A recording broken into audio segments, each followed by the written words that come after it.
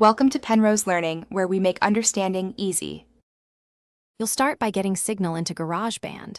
Plug your guitar through a compatible interface or adapter and open Garageband's audio recorder. Select Instrument Input and confirm the interface appears in Input Settings. Once done, turn on monitoring so you hear your guitar through headphones, set the metronome to a comfortable tempo, and choose the sample rate that matches your interface. Make sure the track is armed for recording and level indicators move.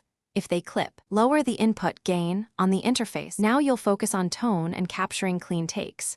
Select an amp preset or build your chain with EQ, cabinet sims, reverb, and delay. Tweak drive and tone until it sits in the mix. Record multiple short takes rather than one long run because GarageBand lets you comp the best phrases afterward. Once done, trim silence and apply a noise gate to remove hiss. Make sure levels stay below clipping. If not, reduce gain or pad the input. These steps give you usable takes to edit. Finish by cleaning and mixing your track.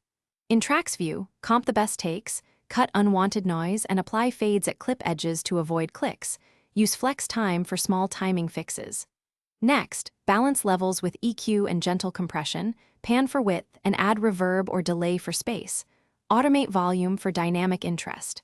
When satisfied, share the song via song share or export stems for further work on another DAW. If audio drops or latency appears, check the interface buffer, cables, and restart GarageBand as a first troubleshooting step. Thanks for watching. If this was helpful, leave a like and consider subscribing. See you next time.